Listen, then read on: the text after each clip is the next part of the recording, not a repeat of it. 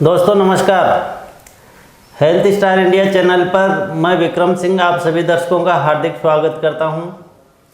दोस्तों आज हम डॉक्टर श्रीमान माधव सिंह जी एमएस हॉस्पिटल श्री माधोपुर से गंभीर होती जा रही थायराइड नामक बीमारी पर चर्चा करेंगे। तो डॉक्टर साहब नमस्कार।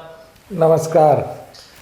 आज आपने थायराइड जैसे महत्वपूर्ण विषय को चुना है जिससे लगभग सारी जनता, सारे लोग, वृद्ध, जवान, महिला, पुरुष, बच्चे और इवन पेट में पलने वाला शिशु भी प्रभावित होता है।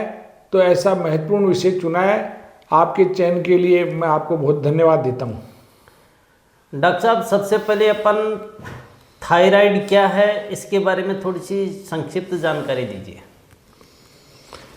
हमारे शरीर में बहुत सारी ऐसी ग्रंथियां होती हैं जिनसे जो स्राव निकलता है वो सीधा या तो खून में मिलता है और या कोई वाहिकाओं के द्वारा आकर के जिस जगह काम करना होता है उस जगह नलियों के द्वारा आकर के मिलता है।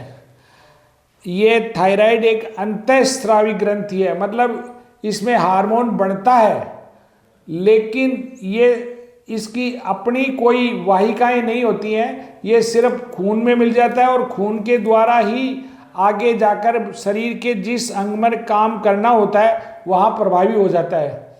और थायराइड ग्रंथि है ये हमारे गले के बीच वाले हिस्से में तितली नुमा आकृति की एक बहुत छोटी सी लगभग 20 ग्राम वजन के आसपास की ग्रंथि होती है और वजन चाहे बहुत कम हो लेकिन इसका जो काम करने का जो है ये सबसे महत्वपूर्ण है। ये जीवन जीने के लिए अत्यंत आवश्यक ग्रंथि है और ये एक तरह की, आप इसको यूं समझ सकते हैं कि ये एक तरह की बैटरी है और जिस बैटरी से अगर ऊर्जा चार्ज कम निकलता है तो भी कम अच्छा रहता है शरीर के लिए और ज़्यादा चार्ज निकलने लग जाता है तो भी बैटरी से स्पार्किंग होने लग जाती है। वैसे ज़्यादा चार्ज से भी शरीर के अंदर बीमारी हो जाती है।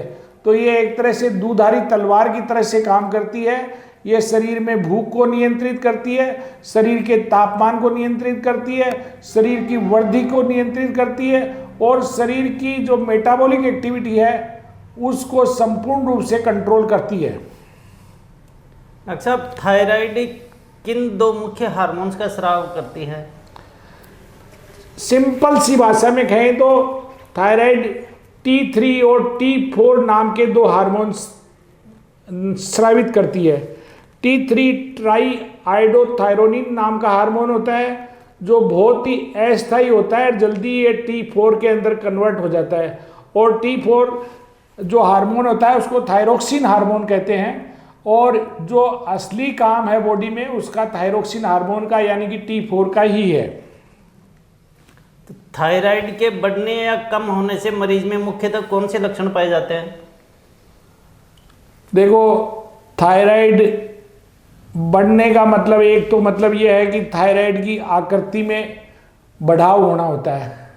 ज़्यादातर मैंने बताया कि बहुत ही कुछ ग्राम की ये ग्रंथि होती है लेकिन अगर बढ़ना शुरू होती है तो ये एक छोटे से बेर से शुरू होकर के आलू की आकृति से लेकर एक नारियल या उससे बड़ी आकृति में भी पहुंच जाती है और गले की मांसपेशियों को अवरुद्ध कर देती है। और इसका बढ़ावा रूप जितने प्रेशर के सिम्टम हैं वो तो पैदा करता ही है और इसके द्वारा जो निकलने वाले हार्मोन हैं वो जितनी अधिक मात्रा में निकलते हैं उतनी शरीर की क्रियाओं को असंतुलित कर देते हैं। शरीर में थायराइड हार्मोन के ज़्यादा स्राव होने पर कौन सी बीमारियों का खतरा बना रहता है? अभी अपन बात कर रहे थे कि भी ज़्यादा हार्मोन मतलब बैटरी ज़्यादा चार्ज फेंक रही है, ज़्यादा वोल्टेज फेंक रही है। तो ज़्यादा अगर शरीर के अंदर थायराइड हार्मोन ज़्यादा सक्रिय हो जाएगी, T4 हार्मोन ज़्यादा बढ़ने लगेगा तो शरीर का संतुलन है, जो मेटाबॉलिक एक्टिविटी है ये बिगड़ जाएगी। और साधारणतः जो मुख्य बातें होती हैं उसमें एक आदमी बहुत ही एक दुबला पतले की तरह से हो जाएगा, घबराया हुआ सा हो जाएगा, उसको गर्मी सहन बिल्कुल नहीं होगी, वो तड़पड़ाता सा महसूस करेगा, उसकी पल्स रेट बहुत कम हो जाएंगी। अगर कोई औरत है तो उसके पीरियड डिस्टर्ब हो जाएंगे या कम हो जाएंगे, और उसको सर्दी बिल्कुल नहीं लगेगी, और एकदम से हर वक्त उत्तेजित सा रहता है, और उसका मानसिक संतुलन भी थोड़ा सा एग्रेसिवनेस हो जाता है, साइकोलॉजिकल चेंजेस भी आने लग जाते हैं। डॉक्टर साहब, थायराइड की जांच में दर्शाए जाने वाले T3, T4 और TSH बिंदु क्या हैं, इनके बारे में थोड़ा सा जानकारी दीजिए। अभी अपन ने बात की कि भाई थायराइड जो 2 हार्मोन स्रावित करती है वो T3 और T3 अस्थायी होता है, ये T4 में बदल जाता है और यही मुख्य काम करता है। तो एक तो ये मुख्य काम है इसका T4 थायरोक्सिन हार्मोन जिसको कहते हैं वो है, और TSH है, इसका वैसे पूरा नाम है थायराइड स्टिमुलेटिंग हार्मोन। ये T3, T4 और TSH में रेसिप्रोकल रेशो होता है, मतलब T3 और T4 अगर बढ़ेंगे तो TSH कम होगा, और TSH बढ़ेगा तो T3 और T4 कम होंगे।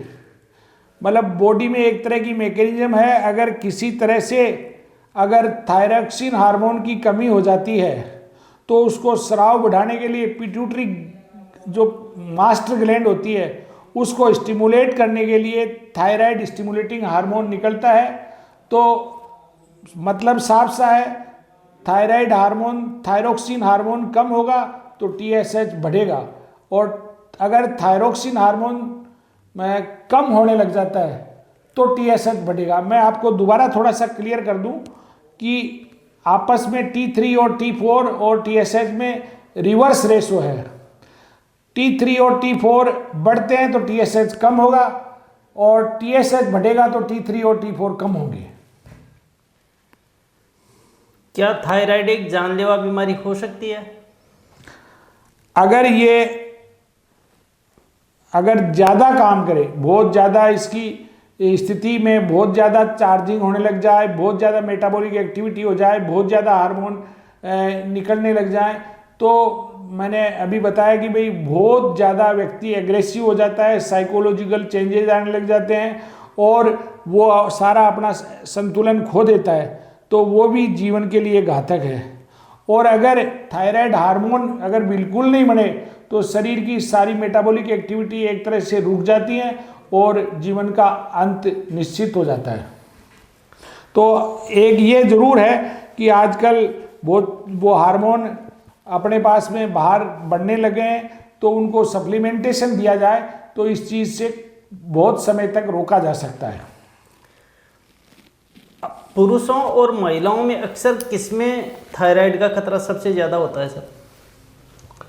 वैसे दोनों में ही होती है, और जिंदगी के जितने भी जो पैरामीटर्स होते हैं, बाल्यावस्था, वयस्क अवस्था, वृद्ध अवस्था, सबके अंदर होती है, लेकिन ये जो थायराइड की जो बीमारियां हैं यंग महिलाओं में ज़्यादा होती है। गर्भवती महिलाओं में थायराइड का कम या ज़्यादा होना कितना खतरनाक होता है, और गर्भस्थ शिशु पर इसका क्या प्रभाव पड़ता है?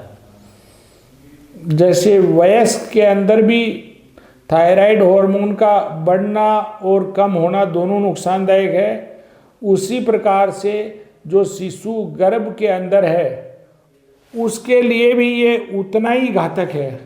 अगर हार्मोन कम बन रहा है, माँ थायराइड बीमारी से ग्रसित है, वो दवाई नहीं ले रही है, तो बच्चे के अंदर भी उसका विकास भी कम होगा, उसके ब्रेन का विकास भी होगा, उसकी शरीर की वृद्धि भी नहीं हो पाएगी, और एक जो क्रेटिनिज्म नाम की बीमारी कहते हैं, जो बच्चों में हाइपोथायराइडिज्म यानी कम हार्मोन की वजह से होती है, वो हो जाती है।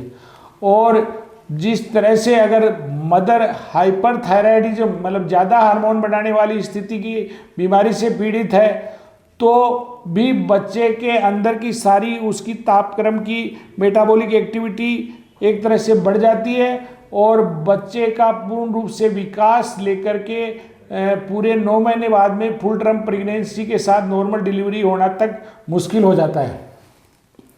आदि जो हमारे जो मुख्य कारण हैं अबॉर्शन होने के, उनमें भी थायराइड एक मुख्य कारण है। हाइपोथायरॉयडिज्म की ऑटो इम्यून बीमारियां कौन कौन सी हैं जिसमें हमारे शरीर का इम्यून सिस्टम एक एंटीबॉडी बनाता है?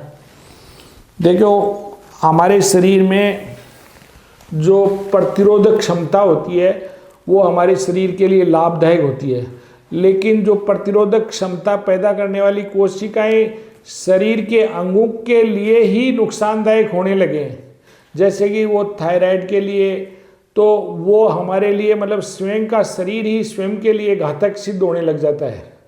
और ऐसी स्थिति में थायराइड की ऑटो इम्यून डिजीज होती हैं और उनका इलाज भी मुश्किल है, देरी से निदान होता है और व्यक्ति बहुत पीड़ित होता है। ग्रेव्स नाम की डिजीज, हाशिमोटो नाम की डिजीज, इस तरह की बीमारी है जिससे मतलब साधारण जो हाइपरथायराइडिज्म और हाइपोथायराइडिज्म यानी कम और ज़्यादा हार्मोन बनाने वाली जो थायराइड है उनको आसानी से नियंत्रित किया जा सकता है। एक साधारण चिकित्सक नियंत्रित कर सकता है और आजकल छोटी छोटी जगह पर जांच होकर के उनका इलाज किया जा सकता है। लेकिन जो ऑटो इम्यून डिजीज है उनके लिए बहुत ही एक्सपर्टाइजेशन की ज़रूरत है, बहुत ही क्लोज मॉनिटरिंग की ज़रूरत है, बहुत महंगे जांच और कई प्रकार की कॉम्प्लिकेटेड दवाओं की ज़रूरत होती है और फिर भी वो व्यक्ति के जीवन को बहुत प्रभावित और उसकी क्षमता को रोक देती है।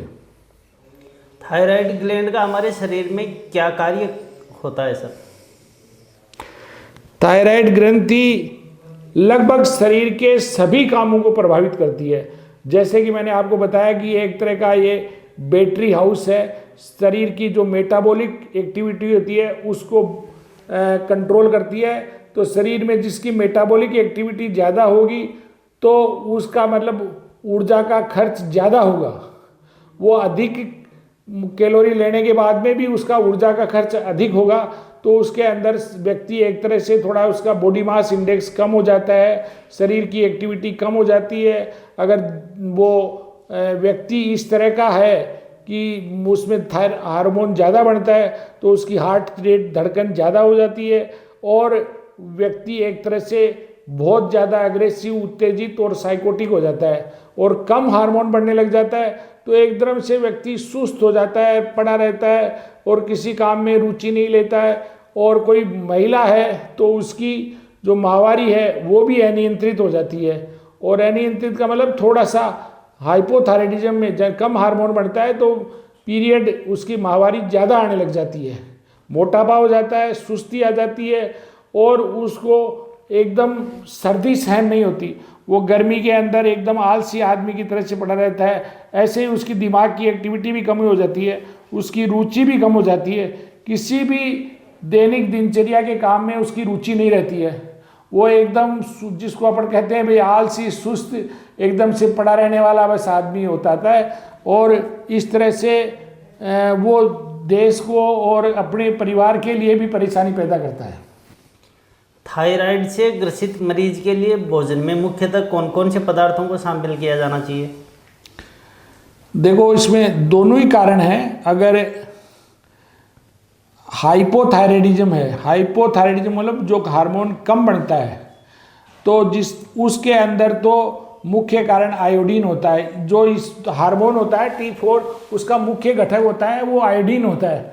और आयोडीन की कमी से जो बीमारी होती है, हाइपोथायराइडिज्म ज़्यादा होता है, उसमें लोगों को ऐसे खाने दिए जाने चाहिए जिसके अंदर आयोडीन की अधिक प्रचुर मात्रा में हो। और ये एक तरह से मैं आपको बता दूं कि इंडिया में समझ लो, राजस्थान में समझ लो या वर्ल्ड में कहीं भी समझ लो, बहुत सारे फिक्स जोन हैं और जहाँ पानी का कटाव रहता है, पानी का कटाव रहता है, जैसे ज़्यादा पानी बहता रहता है तो ये आयोडीन पानी में घुलनशील है। और आयोडीन पानी में घुलनशील होने की वजह से बरसात से जो पानी बहता है एक जगह से दूसरी जगह बह के चला जाता है, तो पर्टिकुलर जो एरिया है उसके अंदर जो उसकी मिट्टी में आयोडीन की कमी हो जाती है और वहाँ की जो वनस्पति होती है उसमें भी आयोडीन की कमी हो जाती है। और उस वनस्पति को अपन खाएं तो अपन तो अपनी जान में सब चीज़ अच्छा साधन रख रहे हैं, लेकिन फिर भी उस जोन के अंदर आयोडीन की कमी है तो हमारे को आयोडीन कम मिलेगी और आयोडीन कम मिलेगी तो हार्मोन कम बढ़ेगा। तो देखा यह जाता है कि पर्टिकुलर जोन के अंदर जैसे बहुत सारे लोगों को वहाँ थायराइड की बीमारी, थायराइड के हार्मोन कम बढ़ने वाली बीमारी मिलती है, उसको एंडेमिक जोन बोलते हैं। और मैंने अक्सर ये देखा भी है मेरे प्रैक्टिस के दौरान कि परिवार में एक को अगर हाइपोथायराइडिज्म है तो जांच कराएं तो 2 या 3 को जरूर मिलती है।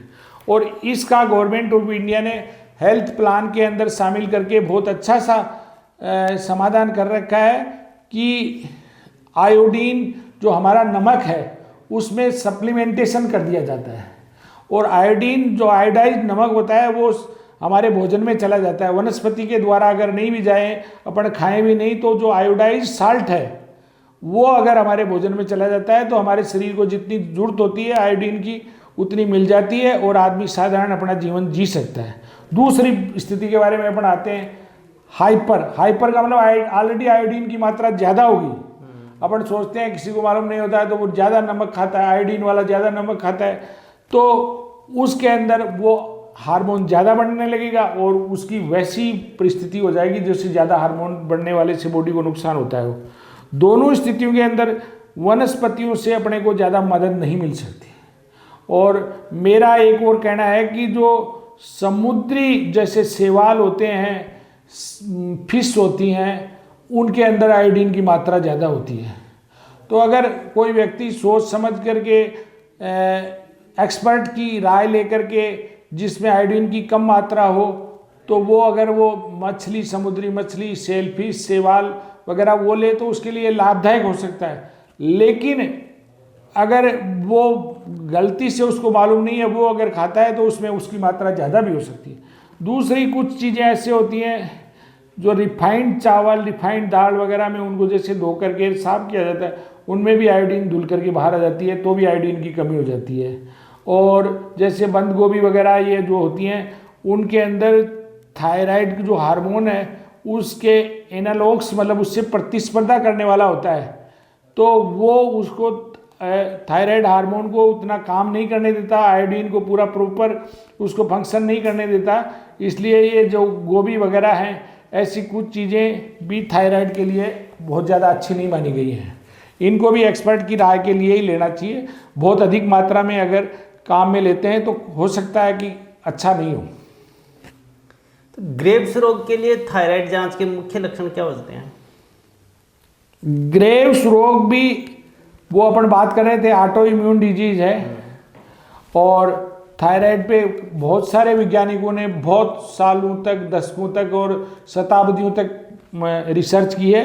उनमें रॉबर्ट ग्रेव नामक ब्रिटिश वैज्ञानिक थे, तो उन्होंने इस बीमारी के बारे में अध्ययन किया और इसके जो मुख्य मुख्य लक्षण हैं उनको छाटे। और उसके अंदर भी यही होता है कि इसमें जो हार्मोन का लेवल होता है एकदम एक्सेस रूप से बढ़ जाता है, बहुत ज़्यादा मात्रा में बढ़ जाता है। तो उसकी हार्ट रेट यानी पल्स रेट बहुत ज़्यादा बढ़ जाती है, उसका जो है ना, उसकी जो घबराहट है वो बहुत ज़्यादा बढ़ जाती है, उसकी जो टेम्परेचर के प्रति जो टॉलरेंस है वो बहुत ज़्यादा कम हो जाती है। तो एक तरह से ये उसका हाइपरथायराइडिज्म का बढ़ावा रूप ही है और ये जीवन के लिए थोड़ा घातक हो सकता है। थायराइड में नेत्र रोग की गंभीरता को कैसे वर्गीकृत किया जा सकता है? शुरुआत में तो मतलब शरीर के बहुत सारे अंगों में इसका असर नहीं आता है, लेकिन अगर लंबे समय तक या ज़्यादा मात्रा में थायराइड की बीमारी अगर रहे तो इसका असर आँखों में भी आने लग जाता है। और आँखें एक तरह से बड़ी आँखें हो जाती हैं, एक तरह से बाहर निकलने वाली सी आँखें हो जाती हैं, बुलसाई हो जाती हैं। तो वो एक देखने से ही आदमी का चेहरा एक डरावना और गंभीर घातक सा दिखने लग जाता है। और उसमें आँख की बहुत सारी जो मांसपेशियां हैं, उनका नर्व सिस्टम है, आँख की इंटरनल ओकुलर स्ट्रक्चर है, उसमें चेंजेज आने लग जाते हैं। तो वो उसको उसकी दृष्टि को भी प्रभावित करते हैं। और आँख के जो जितनी भी संरचनाएं होती हैं, आँख के जितने भी फंक्शन होते हैं, वो सब एक तरह से रुक जाते हैं, प्रभावित हो जाते हैं। डॉक्टर साहब, आप हमारे दर्शकों को थायराइड रोग से सचेत रहने व इस प्रकार के रोगियों के लिए क्या संदेश देना चाहेंगे? सबसे पहले जानकारी होना एक पावर है। आपको इस तरह की चीज़ों के बारे में जानकारी होना चाहिए। हो सकता है कि कोई आदमी एक्सपर्ट नहीं हो, लेकिन अवेयरनेस होना चाहिए। और एक थायराइड की जो बीमारी ऐसी है, ये स्वॉर्ड बाइलेटरल एजेज स्वॉर्ड होती है, मतलब दुधारी तलवार की तरह से होती है। ये कम होती है तो भी नुकसानदायक है, ज़्यादा होती है तो भी नुकसानदायक है। और जैसे कि अपन ने इस छोटी सी चर्चा के अंदर अध्ययन किया है कि अगर हार्मोन ज़्यादा होता है, हार्मोन कम होता है, तो दोनों स्थितियों के अंदर नुकसान होता है। तो अपने को मुख्य बात तो ये है कि अपने आसपास के इलाके में कोई ऐसा कोई रोगी दिखे, उसको चिकित्सक से जाके परामर्श लेना चाहिए। और इसकी जो जांचें होती हैं बहुत सिंपल होती हैं, और आजकल पीएचसी के लेवल पर जांचें हो सकती है। और ज़्यादातर जो अनुभव वाले डॉक्टर होते हैं वो क्लिनिकली देख करके बता सकते हैं। तो अपने को खाने के अंदर जो गवर्नमेंट ऑफ इंडिया की तरफ से है कि भाई आयोडाइज साल्ट काम लेना चाहिए, तो वो नियमित रूप से काम लेना चाहिए। और ये नहीं है कि भाई वो आप फायदेमंद है तो उसको अधिक मात्रा में लें। और अपने एरिया के अंदर अगर आप किसी एंडेमिक जोन में हैं तो उसके अंदर अपने चिकित्सक से परामर्श लेना चाहिए। और रूटीनली मेरा ये कहना है, और अब तो अपने गवर्नमेंट ने भी ये एक तरह से आवश्यक कर दिया है कि प्रेगनेंसी का जो प्रोफाइल टेस्ट होता है उसमें TSH, T3, T4 हार्मोन की जांच कराई जाए, ताकि अर्ली स्टेज के अंदर ही थायराइड हार्मोन की कोई कमी ज़्यादा हो तो वो पकड़ में आ जाए और उसका उसी हिसाब से निदान हो सके। मुख्य बात यह है कि अवेयर रखो अपने, आप एंडेमिक जोन में तो नहीं हैं, और या परिवार में कोई मंद बुद्धि है, किसी का विकास नहीं हो रहा है, शरीर की वृद्धि नहीं हो रही है, कोई अचानक बहुत ज़्यादा एग्रेसिव हो रखा है, या अचानक बहुत ज़्यादा कोई मोटापा हो रहा है, महिलाओं में कोई मासिक धर्म की कोई अनियमितता है, तो इस बीमारी के बारे में सोचना चाहिए, अपने चिकित्सक से परामर्श लेना चाहिए।